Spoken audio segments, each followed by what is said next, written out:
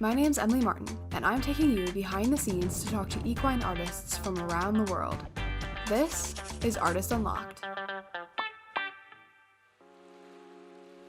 Alright guys, the time has finally come. It is now the season 1 finale of Artist Unlocked. This season has absolutely flown by. Thank you to each and every one of you who has ever watched an episode, commented, shared it, liked it, DM'd me telling me that you loved the episode. Seriously, you guys, each and every one of those comments means so much to me, and I am so excited for what's to come with Artist Unlocked. More on that later. We're ending this season with one of my all-time top favorite artists, Rayvin Maddock of Chrysalis Studios. Rayvin is such a beautiful soul. She is so easy to talk to. She really just makes you feel like you've known her for years. We talk about facing cancer, sculpting for Breyer, how to get into doing your own original sculpts. This episode is packed full of information for you guys. I think you guys are gonna get a lot of value from this episode, so without further ado, let's get into it. So for the few people out there that don't know who you are, why don't you go ahead and just introduce yourself? Okay, I'm Rayvin Maddock. My last name used to be Brewer, so was Brewer till a couple of years ago, and then I got married. I've been in the hobby for more than 8 years now. I started when I was in high school and started when I was in high school, kind of progressed through collecting and trying various things, and then got into customizing paint-wise, and then customizing using epoxy small things, and then worked my way up to my first resin, Murdoch, and you can probably see him up in the corner there. Yep, I see. And he was probably, maybe it's been longer than that. Yeah, because it's 7 years since him. So I've been customizing for 8-ish, kind of more or less seriously.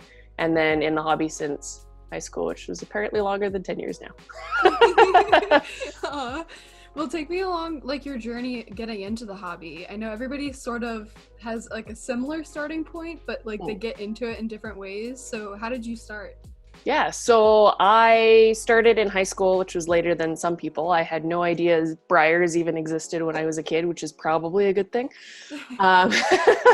Because I'm sure my parents wouldn't have appreciated the constant demand of, I need a pony, because there was already that, but for plastic ones are a little bit easier, so they had less excuse. It wasn't so expensive.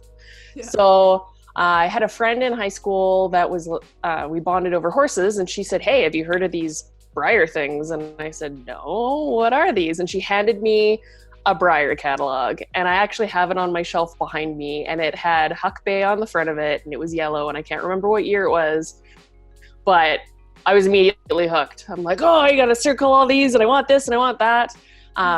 And so then I started collecting slowly, kind of with my friend, and she had a couple of connections within the hobby locally, and there was a show that was happening called Model West, and unfortunately I missed the ones that were at Spruce Meadows, but this one was kind of just after that kind of time period, and it was amazing. So my first show, I put halters on my halter horses because that's what I thought you had to do. And I made them myself the night before with my friend and none of them had unique names. My strapless was called strapless, and my Zippo pine bar was called Zippo pine bar. And so we had a lot of learning to do that first show, but it was really, really fun. And I was just overwhelmed by all the awesome in the hobby and had no idea what I was getting myself into, because it's a slippery slope. Oh, yes. As we all know far too well. And from there I went, I'm never ever going to be talented enough to be able to paint or anything, let alone customize, and never ever sculpt. That's for special people. And those were my actual thoughts at the time. And so I had a friend that had convinced me to maybe start painting, and I said, well, I'm going to do tack first. So I worked on doing little tack bits, and that was kind of fun, and I got a little braver by doing that, and I did mini Winnie saddles and crazy stuff. Oh my God. And I attempted a full harness set on a classic draft horse, which was crazy. Wow. So if you go really, really hard at the beginning, then everything else seems easier. Yeah. Kind of how I roll.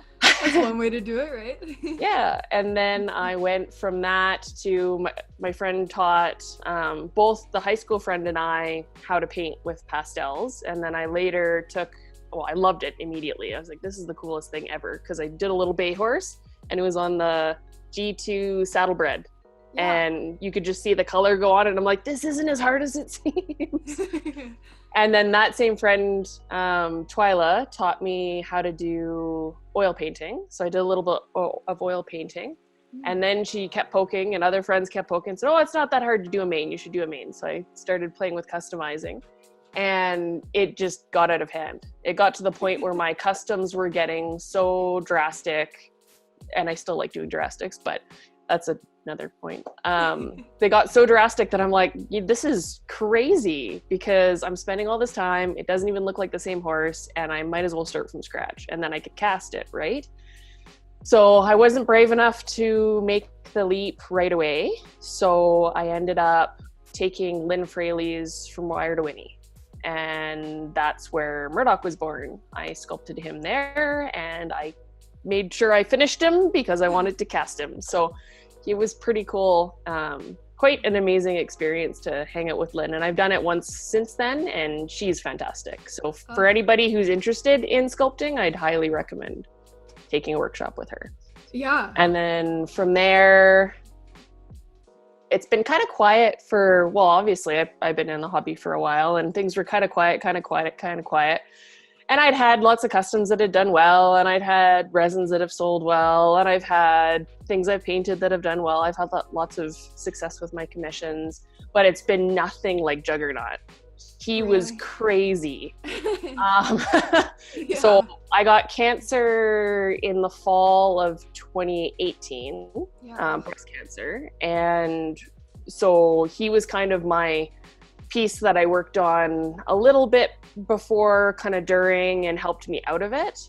And I guess he had some good juju tucked in there, because he did super, super well and is still super popular. And the little guy, the little stablemate, Little Bucker's coming out hopefully soon. I still got to finish the prototype, but the micro was super fun to do. So he's been really, really cool. And since then, that was kind of about the exact same time that I did the Resin Justify for Breyer, which was crazy cool. And that's kind of where it's at now. So wow, what a journey. Quite the journey. From someone who thought that only special people could sculpt and that I would never ever even touch customizing and painting, it's been a wild ride.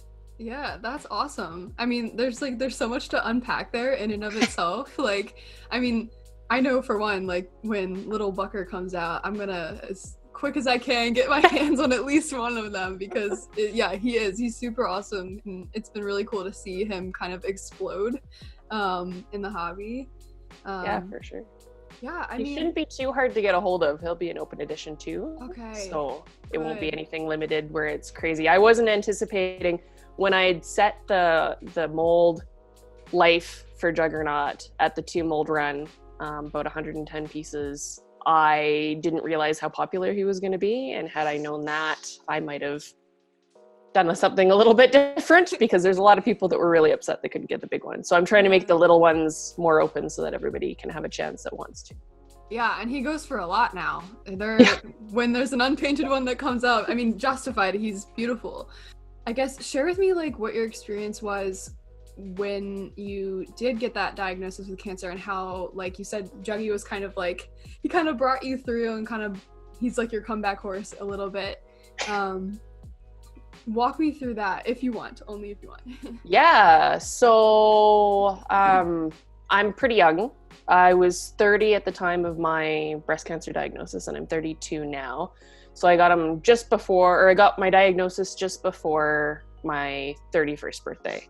And we later found out, so I wasn't anticipating cancer was even remotely in the cards. And things were kind of going really, really well. I was working on some really fun projects, and then got my diagnosis and was like totally knocked off my feet. And for the first bit after I was diagnosed, I was still doing some art and trying to keep working and keep some sense of normalcy, not knowing how I was going to handle treatment. because I'd heard everything from it totally takes you down to people can work through it. So I was kind of hedging my bets and keeping the studio kind of quiet just to, see. I didn't want to make any promises I couldn't fulfill. Of course. And there was a point during treatment I didn't do radiation, but I did chemotherapy and surgery. And so chemotherapy was the wild ride of losing your hair and going through all the crazy stuff because you feel okay because they give you a whole bunch of steroids for the first little bit, and then you feel like crap for the next couple of days, and hard to eat, hard to like go out and do anything. And it was actually kind of similar to what's going on with the COVID stuff now, because I couldn't go outside and act like a normal human. Last year I was wearing my mask and gloves and being careful when I went shopping, and people looking at me like I was some sort of diseased person because I couldn't catch the flu, or it could potentially make me very sick or even kill me. So this is like a weird second run of that. I'm like, oh, this is old hat. I've done this before. Right. Yeah.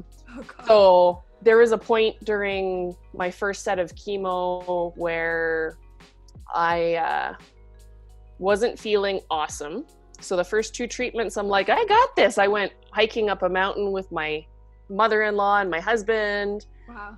And paid for it the next day, but I did. So I'm like, I'm handling this great. And then the next couple, I was just on the couch, couldn't move. So at that point, I decided I was going to stop the studio and take a break and let my body rest and recover the best I could and see where that took me. Because the next set of chemo, so I did 4 treatments of the first kind, which was gross.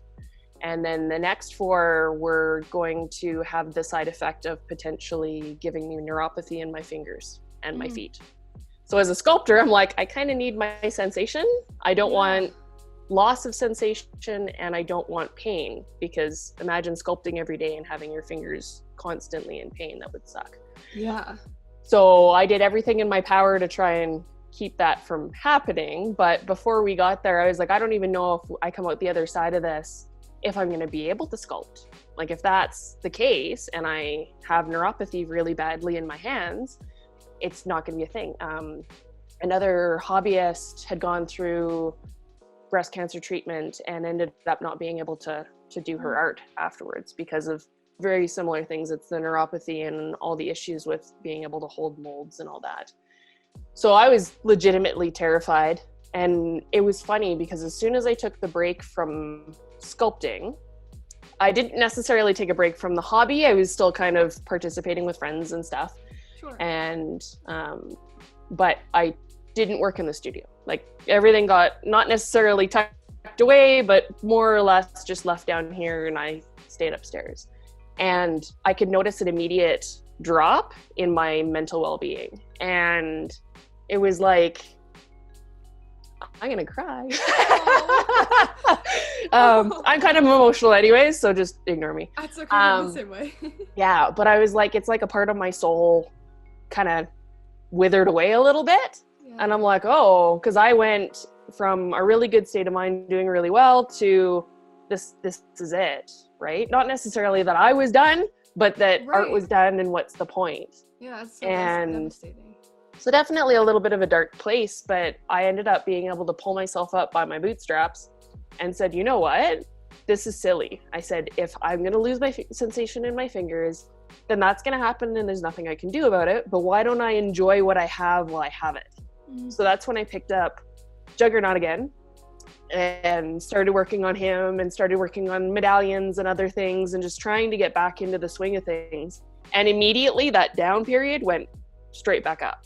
Aww. And so he's special. And I ended up going through all the treatment, and I still do have some, it's like a cycling issue where my skin on the tips of my fingers gets really thick and I lose some sensation, but then it kind of sloughs off, which sounds really gross, but No. it's like if you have a sunburn on the tips of your fingers. It's really weird.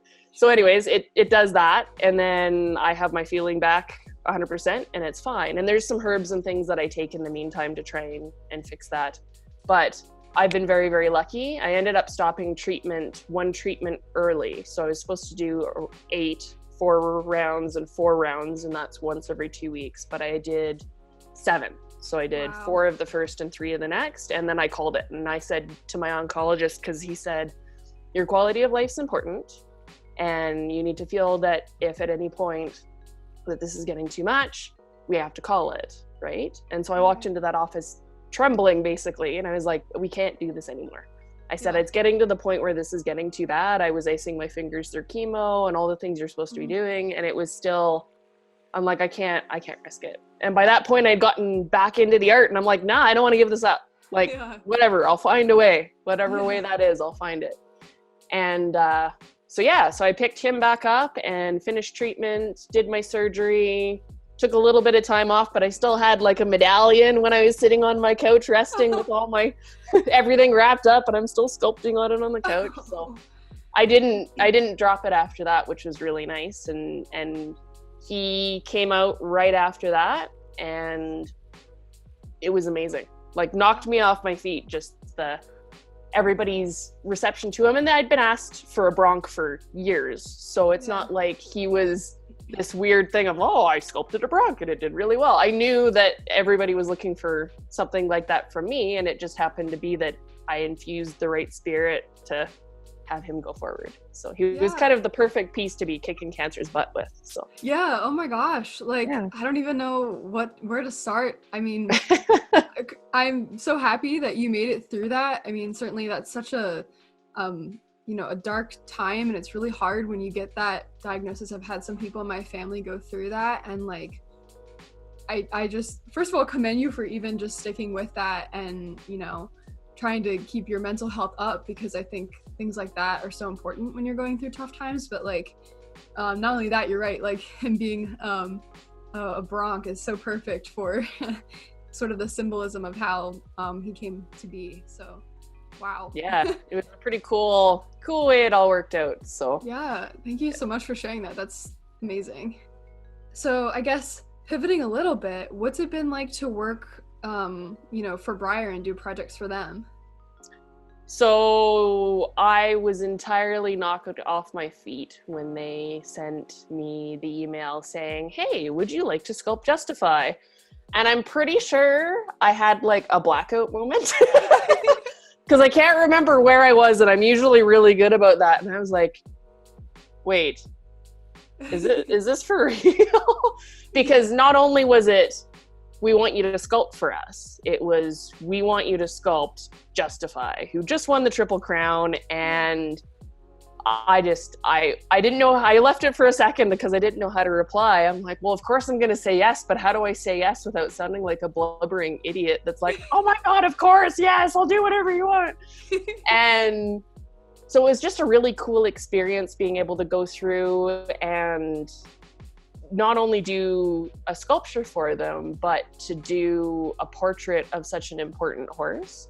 And I'd watched him race the entire time. So it was super, super cool for me to be able to try and put that personality in there. And I got to help a little bit with picking the pose and getting him up on that acrylic stand and kind of raised up and just doing something a little bit different. I'd seen some other sculptures that had been done that had supports that were clear, kind of like we do with resins, but just a little bit more artistic. And it was super cool. I'm glad that they agreed to go along with it. And it was so cool when they started posting, because you're not allowed to say anything when you're doing the work for them until it's public knowledge. And so I was sitting there, I'm like, oh my God, please release him. I can't hold this in anymore. Yeah. I'd worked on him before the cancer diagnosis. So when he came out, people were like, oh my God, you're doing this at the same time you're having cancer, which wasn't necessarily the case. But it worked out really good because it was another little pick-me-up through the process. But it's so cool because, like I said, I thought that it was only special people that were able to sculpt. And if sculpting an original is one level, sculpting for Breyer is another. And so I didn't ever think that I would get obviously that far, let alone being able to do work for them. And that's been really, really cool. Yeah. So, Oh my and it gosh. was actually a very well received sculpture when their resins, it can be hit or miss just because Sure. there's so many classes for OF and that's kind of where people focus. So to have a resin that was so well received was really, really neat. Yeah. So, Oh my gosh, yeah. that's so cool. I think that's a dream for so many people, is just like, Breyer is kind of that, overlying entity, the reason the hobby exists to some extent. And yeah, that's so cool. How long did the process take from start to finish? Not a lot of time. They have quick turnarounds, so I'm not sure I'm allowed to necessarily Okay. say how quick that is, but Yeah. wasn't very long. Probably shorter than you'd think. So, Okay. yeah. Yeah. Well, awesome. Do you have a favorite part of the hobby overall? It could be artistry related or otherwise. Favorite part of the hobby? I'm a huge believer in like open source stuff. I think that whole movement is super, super cool. And I think the hobby has such a unique spin on that. So not only are we forming these great friendships and making some really cool connections and bonding over something that when you take art and horses, something magic happens. So I don't know what that is, but it's like this crazy secret sauce and Breyer's like right in there. But it's the strength and inspiration and majesty of the horse combined with so many inspiring creative colors and poses and emotions, and it's all bottled up in this one like sparkly little unicorn ball. And when you take that idea and then you take the idea of open source like the hobby has with customizing, you've now exponentially done crazy things, because in any kind of fine art or sculpture anywhere else, pretty much, there's some exceptions in some of the toy worlds with their kit bashing and things like that, but you don't take someone's piece of art and do anything to it. Yeah. Their art is their art and that's it. Like if it's a coloring book, you can color it, but that's it. You're not going to take a Picasso and do anything to it, or you're not going to take a Michelangelo and paint it, right? But with the hobby, you can take a Breyer or a resin or whatever you want and take that vision and go, that's really cool. And I see these changes. And if I just did this and tweaked that, and wouldn't that be cool? And it's so neat because there's endless possibilities and everyone's going to have a different take on something. And that's why, like, I love seeing not only all these customs that are out there and this resurgence in the customs, but when people take my stuff and customize it, it's the coolest thing. I geek out hardcore because not only is it really cool to see all these different paint jobs on them, but when they take one of my resins and they actually hack it up, like seeing people take the manes and tails off Juggernaut, or going through and hacking up a Geordie and changing them, or I love it. And I know some artists aren't super into it, but I'm super into it. Yeah. So. That's so cool. I've actually never really thought about it that way, in the sense of like how open source everything is, because you're totally right. Like it's a pretty unique thing that we can just, buy a Breyer, and Breyer's like lets us just, hack them up, or, artists like you like are so open to that kind of thing. Yeah, that's really cool. And I can't lie, there's a little kick when you take a premier horse and you're like, Amanda did just online the other day and goes, oops, yeah, I'm going to be fixing this. Because it's just so funny, because it does really bring us back to, they are just plastic horses. There's inherent value and there's weird stuff that we get tangled up in there, but it kind of speaks to the grip that it has on us when we can do something like that, and there's so much emotion attached to it. People are like, that's awesome, and some people are like, no, why would you do that? So it's really, really neat. Yeah, that's so cool. So tell me a little bit about your workspace. I know some people, there's like a wide variety of where people work. I think a lot of people start, at the kitchen table or using whatever they have, but what does your space look like? How do you work? Yeah, so I'm super lucky. This is my studio that we're in right now. It has a fireplace. It's gigantic. So it's in the basement. And it's got obviously really nice lighting all around. And it takes up the same amount of space that my dining room, living room, and kitchen upstairs do. It's giant. It's like the rumpus room downstairs that's been converted. And there's even a wet bar in the corner. So I've got a sink and I can wash up and do whatever I need. I've got all the 3D printers down here doing their thing. Lots and lots of display space, well, you don't see the mess behind the camera, but there's lots of books and lots of models and bodies and things that I'm working on. I did, like most people, start with just a tiny desk. Like I had a desk that was probably no bigger than what my computer's sitting on right now. Barely big enough to put maybe 2 traditionals beside each other, and then upgraded to a little bigger. And then I upgraded to a room, and then it was my entire living room at one point, back to another smaller bedroom, and then to this. So it's changed quite a bit. I still haven't figured out the perfect orientation, but I tend to work well sitting and standing. So I've got a couple of different desks at different heights. I have the ability to raise and lower a lot of those desks, and they're all wheeled so they can go different places. So depending on what I need, I can kind of rearrange things. And in an ideal world, I would have a proper photo setup somewhere. Photos are still the bane of my existence. But I have stuff for it. I just haven't found a good place, because for big models, you got to take up a lot of space with that. So. Yeah, sure. Well, that's amazing that you have such an awesome space now to really like stretch out and have different areas. I know one of the things, like my little studio, I have a desk like literally like 5 feet that way. But yeah, one of the things that I can't wait for is, you know, the day that I get to have even just a room to just kind of be a little messy in, you know. I think those kinds of things are really like important for the process. Especially if you're dremeling. Oh my goodness. Yes. Oh my gosh. I'll take it outside on my driveway, and like I swear my neighbors must think I'm crazy. Do you have a favorite medium to work in or favorite tools? Oh, well, I think everybody's heard that I love clay shapers. That's Yes. how I do my hair. And I don't even remember. I think I stumbled upon them one day in the craft store, and I was looking for I'm always looking for different things that can come from different areas that might not even be art related or hobby related, and how I can use them to do better stuff. And I was walking through the art store looking at paintbrushes, and I'm like, oh, what are these? Well, that's really cool. And then I ended up playing around with them and going, oh, this is really nice. They work really well. And so I really like using those. They've gotten really expensive in the last few years. So there's some off-brand ones you can get on like Amazon and eBay. Just as good, but yeah, they work just as well. For doing customizing, I'd actually originally started using, sorry, there's a funny story behind that. Started using Abe's Epoxy Sculpt, and I can't remember who it was that was using Magic Sculpt, if it was Maggie or Mel. And I think it was Maggie, because I'm pretty sure Mel still uses Abe's, or does now anyway.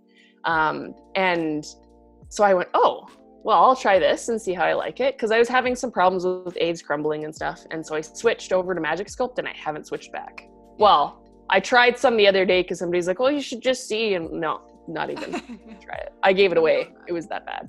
Wow. So, at least it doesn't work for me. I prefer more elastic type stuff to sculpt with. So for the same reason, when I sculpt in oil-based clay, I use JMac classic clay at Lynn's workshop. And for years, I bought a whole bunch of it, and I was using it, and it worked pretty well. And then I tried some Chavants, and I tried basically everything you could think of. And then somebody online was posting in a sci-fi figure sculpting, fantasy sculpting forum that they were using this thing called Monster Clay. Love Monster Clay, because you microwave it, and it's stretchy and gooey and gummy, and oh, I love it. Anything that's like elastic for whatever reason, I don't know, maybe because I'm stretchy and elastic and my fingers do all sorts of weird things. I'm like, oh, I feel you, Clay. I don't know. But yeah, so I like Magic Sculpt if I'm doing customs, and because I have to ship to the States for mold making, and I hate doing waste molds, they drive me bananas. They're scary too. And they're scary. I've had them fail horribly. Like the entire mold on the floor in silicone badly, and it was carpet in a rental. It was not a good situation. Oh no. So there might be some trauma. But so I prefer that. And then because I'm shipping to the States, I sculpt an epoxy for originals that go down there for any sort of anything, because they need to be able to take some battering. Right. And I'm not a huge fan of shipping clay, even if it's boxed up properly, because you can actually bolt a box to the armature and ship it that way. I don't trust shipping people. Yeah, no, they're not to be trusted. Yeah. So, there's that. And then most of my medallions are done in Magic or Monster Clay. I've done some in epoxy, and I've done some in Super Sculpey Firm, which Kylie swears by, and a few other people swear by, and Polymer Clay and we're getting better, but we've had some serious fires. Oh, no. I burnt a lot of Polymer Clay, but that was also a different variety. I was using other stuff, but yeah. Well, the funny story that I was gonna say, so when I first started sculpting and customizing, the internet was obviously in existence. I'm not that old, but I had some troubles. Like, we didn't have Amazon really when I started, and it was a little harder to find things online shopping wise. So when I went to go look for this epoxy stuff, the only epoxy I could find was that liquid plumber's epoxy in the injection tubes. Yeah. Trying to sculpt with that sucks. So part of what I want to be able to do at some point is being able to make sure that anybody that wants to get a hold of proper epoxy putty can. In the past, I've offered customizing kits and things like that are like samples of all the things to get you started and then where to get them, and then you can kind of go from there. So, But yeah, sculpting with liquid epoxy is terrible. And I've only recently found out you can mix talc or potentially baby powder with it. If you do it separately, so part A and part B, and then you mix it with the talc, and then you can actually mix it together. But I think it was marine epoxy that they were using for the demo, which is still really cool, because that's, I guess, kind of how it's made technically. I'm sure there's other processes involved, but just doesn't have that solid thing that makes it solid. Yeah, that's so interesting. And I know you mentioned like Magic Sculpt too. I recently bought some, and I love it for like manes and tails and things that are like really textured, because it's just butter. When like I use the clay shapers too, and I love it. We're still kind of working out like the body sculpting. I think sometimes the stretchiness of it, like I have to just get used to it. But yeah, it's interesting that you mentioned that, because I know a lot more hobbyists are getting into that too. Do you have a favorite or a least favorite scale to work in?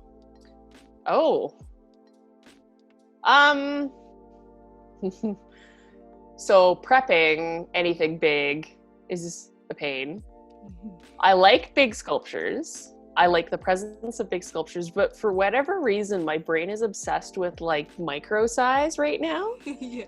For painting and for customizing and for sculpting and everything, because that size is just this impossible challenge that I think when I work on it, I surprise myself and I'm like, oh, that looks like a thing. Well, the face that you sculpted a little bit ago on that micro, I don't know which one it was, but you posted on your Instagram a micro was it the face. Arab-y looking thing? It was the Arab, or if it was some kind of like warm bloody thing. I don't remember. Okay. There's been a couple micros I've done, but yeah. Yeah. Oh my gosh. I saw the detail you were able to pack into that teeny little thing. I was just like, I stopped scrolling and I was like, how is it possible that one human can do that? So glasses on top of magnifying glasses with crazy magnification and lights, and basically going cross-eyed and holding my breath going, don't breathe right there. Not even joking. I can do like one side of a face maybe, and then I need to give my eyeballs like a day's rest at least. Yeah. And even then it's probably longer, because I'd probably suffer from I'm sure I'm gonna make myself go blind. I'm already like 4 eyes over here, so well, that's cool. Yeah, I think minis are definitely a craze right now, so yeah, moving towards that. When I joined Maggie's Micro Club a while ago, and I'm like, the intent is to customize whatever one I get, right, and do something fun, because nobody's really been customizing them a lot. Yeah. And I'm like, you can sculpt in that size, and I want to challenge myself to make sure I can sculpt in that size. Because when you do digital sculpting, obviously, you can blow it up on the screen, and it's a little easier on your eyeballs, which is probably the smarter way to do it. But there's part of me that's like, I will lose my sight doing this. It's like that pain and artist thing that we've got going. It's like, art must be pain. But it's really, really fun. I think because it surprises me. Like, I'm usually surprised whenever I do anything. I've gotten into the point where there's this weird wonder state that you get in where you make something and it's like, that really came out of me? Okay, that's cool. Yeah. Which is really neat. But the micros just amp it up to a different level because it's like, it's so small. And painting them is so satisfying for whatever reason. So yeah, they don't and take as long as the traditionals. Yeah, less surface area to prep. Yes. Oh my gosh. So true. What would your tips be for any like artists looking to get into doing what you're doing? Tips for that. So, biggest tip, coming from the person who thought that only special people could sculpt and sculpt for Breyer and do all these things, is don't limit yourself. If you think it's crazy and way out there, then take baby steps like I did. I went tack, okay. Pastels, okay. Oils, okay. Manes and tails, okay. Well, I'm going to move a leg. Now I'm going to do this. Oh, look, I resculpted the entire thing and it's all epoxy. Now I'm going to do original sculpts and then Breyer. And so it can seem really daunting and impossible when you look at it from the big perspective. And it's really hard, even for people that are doing well in the hobby. And even if you think that maybe the majority of people might know who you are or like your work or know what your work is, people like me and people at the top still look at everybody else and go, wow, that's so good. I don't know if I'm that good. Oh. Like, I'll see new resins come out and I'm like, wow, that's so cool and so amazing. You know, I've got to go work on my like anatomy to make sure that I've got that up to snuff. And because it's inspiring, but it's intimidating, and it doesn't go away. When you're just starting out and you're collecting and you're too intimidated to do any of this, that feeling's there and it's still there right till the bitter end. I don't think it ever will go away, but it's something that you get used to. And instead of it being, oh my God, that's intimidating, I never can do that, it's more, oh, well, that's really, really cool. How did they do this? Or, you know, you support the people that are on your level and above and below and everywhere and say, these are really, really cool things. Look at all the awesome stuff we're doing. Like, this is neat. This is all like some crazy artistic celebration dance party for horses. I don't know. Yeah, we all lift each other up. Exactly. And it's better that way. I think the hobby needs more collaboration between artists and less of this like, you suck and I'm the best, or that person's like, we're all different. I don't think you could take, like, if you lined up the sculptures of all the sculpting artists and said, these are our best pieces, and we're all just on different levels and not necessarily better or not as good levels. It's just different levels because we see different things. If I artistically is focused on a certain feature, that's going to be exaggerated. Or if I'm studying certain parts of anatomy, that's going to be exaggerated. And each piece changes even as I go. And our own style is just, they're so different. So it's hard to compare. Like, if you see a piece by Moody, it's hard to compare that to a piece by Morgan, right? Like, you're like, oh, well, yeah, that's a little bit maybe more cartoony looking, but it also has this really cool, exaggerated emotional flair. Mm-hmm. Like, and so they're just speaking different languages. Yeah. Yeah, it's absolutely. Just different interpretations. Yeah, everybody has their own unique voice, and so I think that does kind of pave the way to have, instead of it being like, it's like competition, but it's like healthy competition because we're all just like encouraging each other. And I think we've seen, you know, an increase in, you know, challenges with people being stuck inside with quarantining and, you know, like Namo Pamo and stuff like that. I think there's been an increase in the collaboration, and I definitely like to see more of that. Well, and Namo Pamo was just revolutionary, I think, for the hobby, because we needed something like that so desperately. And there'd been little not giveaways, but challenges and swaps and things like that have been going on through the years since forever. But something like that is like, go challenge yourself. This is a safe space. There's going to be other people here that are doing the same thing. You're not alone. Everybody's doing it once, and it's this forced event. where, okay, we're all going to do this. It's going to suck. It's going to be vulnerable. It's going to be awesome. We're going to make things, whether they're good or they're bad or whatever our judgments are. They're awesome because it was stepping out of your comfort zone. It's just, that's the coolest thing. And then seeing things like the Namo Tacmo and ice and things like that popping up, and then the Circle C challenge was crazy. Crazy. I was watching, I'm like, when they set that up, I went, my brain can't even really process how to do this, so I'm gonna sit back and watch. See what everybody else does. I don't know. And there's part of me that's like, that's really scary. Like, what do you even do? I don't know. I could sculpt a horse like David.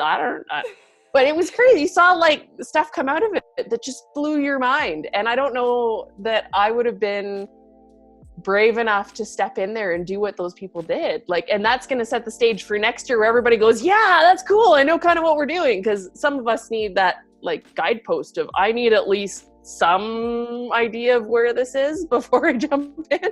Yeah. Because otherwise it's jumping in going, Yeah, it was really neat to see those, especially. Those are definitely like more of the out of the box challenges that I've seen. It's really cool to see. Like, it kind of shows again, like what you were saying, like people coming from different, points of view, and everybody has their own kind of voice, and it really shows with stuff like that. Yep, it's really cool. What does the hobby mean to you? Oh, whoa. Well, it's my full-time career now. I've been doing it full-time for 4 years, I think, which is crazy that I'm able to support everything with model horses. Really crazy cool. Yeah, congratulations. And so it's not only my career, but it's kept me alive, right? Like going through cancer and keeping my mindset the way it was able to keep me. It inspires me every day. It's a good majority of my social friend group comes from the hobby. When I was in high school, the model horse hobby probably did a really significant, or had a really significant role in keeping me sane. I had a really troubled childhood. My family life wasn't the best. So I was going through a lot of stuff, particularly towards the end of high school. And I had found model horses kind of in grade 10, started really getting into it in grade 11, grade 12, I was pretty invested. And without that distraction, I don't know how well I would have weathered that time. And horses themselves, it's like forges your character in a way, I guess. But without that, I don't know that I would have weathered it as well. And it's just been like, horses themselves are so healing. And then when you combine it with art, it's this magical circle that we talked about for people participating in it artistically, as well as collecting and observing and everything else. So it's this really cool thing to be involved in. And every day it inspires me. So it means the world to me, really. That's great. What are your future goals? It could be short-term or long-term. Well, I have a Breyer. So that was kind of like my top. Like maybe one day I'm like, oh, wait, now what do I do? I'd like to have, obviously, a plastic at some point. The resin's really cool, but, plastic's pretty fun. And then people could rip it apart and customize it. So, I mean, really. That's awesome. So that would be a goal. I live really close to Spruce Meadows in Calgary, Alberta, Canada. I'd like to eventually one day, which is not hobby related, but I'd like to do something for them. And I'd like to be doing more Jurassic customs. It would be really fun. I can't participate because I'm Canadian in the customizing contest at Breyer Fest. I'd love to, but I can't. So showing at the Breyer Fest open show would be really, really cool. I'd like to do that. What else would be one of my goals? I'd really like to do a China at some point. Ooh. That's been kind of on the list. I have a obsessive problem with pottery glazes. I have so many mugs that are made by hand and covered with all sorts of pretty colors, and I love clinky things and pottery things. I'm not allowed to collect clinky pottery things because I break clinky pottery things unless they're mugs. For whatever reason, they seem like they're safe. Yeah, I feel like I would be the same way. Yeah, but little tiny pony legs. So that obviously would be somebody else's realm. There's Right. really, really good people that deal with China. Yeah. But I'd like to do that someday. And what else? I guess the next thing on the list would be a fully digital sculpture too. So Juggernaut was scanned and shrunk and 3D printed, but I'd like to do something that's sculpted fully in the 3D sculpting program. I use ZBrush, and it's really cool, and it's a really good brain challenge. My brain needs jerky to chew on in the background, otherwise it gets bored and does stupid things. So yeah, it's such a different way of sculpting. You really have to kind of rewire the way you think of it, I feel like. Yeah, and it's cool because it translates well back and forth. So what you learn from 3D sculpting kind of translates back into your normal sculptures, and what you do with your normal sculptures translates back over. Just like drawing. I use drawing a lot to check and balance myself. So I'll do drawings and studies of different things so that I go, okay, well, I'm missing something here. What am I not seeing? And so I'll do drawings from different angles, and for whatever reason, it makes my brain process differently, and I can see like just a difference in how the hock works, or if you're looking at the hoof, how that coronet band rolls over, and the fetlock and the pasterns, and it just helps you see things better. So when you bounce it back and forth, it actually really helps develop, which is the same thing as doing 3D, 2D. Although when you go from 3D sculpting and you come back to 2D, when you go from digital and come back to 3D, like traditional, and I'm working on a custom and I'm like, damn, Control Z, oh, no. Yes. Yeah. Like, Then it just makes you sad. That was so good looking for 3 seconds, and now it's gone, and I can't fix it. So. But that's good too, because it makes you redo it. Like I used to hate when I messed up something when I was doing a custom or working in epoxy. And now I'm like, okay, I get to try it again, and I will do it even better this time. Yeah. So it gives you more practice, which is never a bad thing.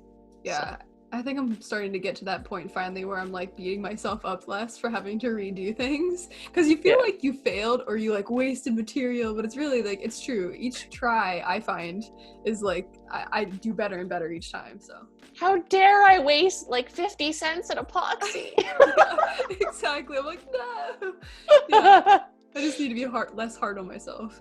Yeah. Well, that's something through the process. So for people that are customizing or sculpting or anything, I found that things have gotten better for me the less I fight it, the more I trust, and the less I beat myself up. Because beating yourself up doesn't get you anywhere good. And I was very much a perfectionist with a lot of hang-ups and a very, very nasty internal voice. Like I would beat the crud out of myself in my head and go, well, that's garbage. You're worthless. You're useless. Like, get out of the hobby. Quit now. No one's ever going to buy this. And it's brutal, right? Because you wouldn't say it to a friend. Right. For a lot of people, if they put their mindset in, like, if I had a kid, would I say this to my kid? And that's usually the line where people go, never. I never, ever say that to my child. So I try and think about that in my head and go, well, no, I wouldn't say that to them or a friend. So it's out. I can't say it to myself. And then following that flow, so I'll go, oh, I don't know, this is really scary. I just ripped the face off a Sharif. Like, this thing's worth $1,000. Now what do I do? Right. And I'm like, trust yourself. And it usually works out better than I could have imagined. But you got to trust in the flow of it, and magic happens. Yeah, that's great. And that's taken me like 8 years to learn. So. It's a process. I think a lot of us tend to be that way. But yeah. I want to turn over this last little part to you to plug your work, anything you want people to go check out, anything to be on the lookout for, things like that. Okay. Well, so my studio is Chrysalis Studios, and you can find me either by looking up Rayvin Maddock, spelled Rayvin, because my parents were weird. Or Chrysalis Studios, which is Chrysalis, but with a K instead of a C. And I'm on Facebook, Instagram. I have a website, chrysalisstudios.com. I usually post behind the studios doors kind of peeks at stuff all the time through Instagram and Facebook. My email newsletter is more for releases of sales stuff. And for stuff that's coming up in the future, Little Bucker's coming, I promise. And I may have scanned and shrunk something else. So that's coming, but nobody knows what it is. And there's, well, you can see some of the sculptures behind me. So there's something coming. And there's also potential for other things in the works. So, Sweet. Yeah. Can't wait. So those will be the next things out for me. And then I'm actually right behind here is the shelf of shame where all of my sales pieces are sitting. There's going to be a sales release of what I'm calling quarantinis. Ooh. So they're all the little teeny guys. So mostly micros, but there'll be some stablemates and stuff. And there'll be simple customs, drastic customs, semi-drastic customs, stuff like that. So those are coming soon too. Yeah. Yeah. Lots of stuff going on. Well, awesome. Thank you so much for taking the time. Again, I really appreciate it. Yeah, thank you for interviewing me. This is super fun. I really enjoyed this. All right, you guys, that was the season 1 finale of Artists Unlocked. How did you like it? How did you like the whole season?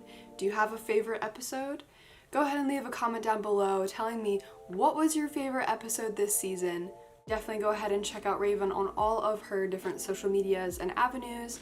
I know we talked about Little Bucker and her shrinking something down, so those things have both been released at this point.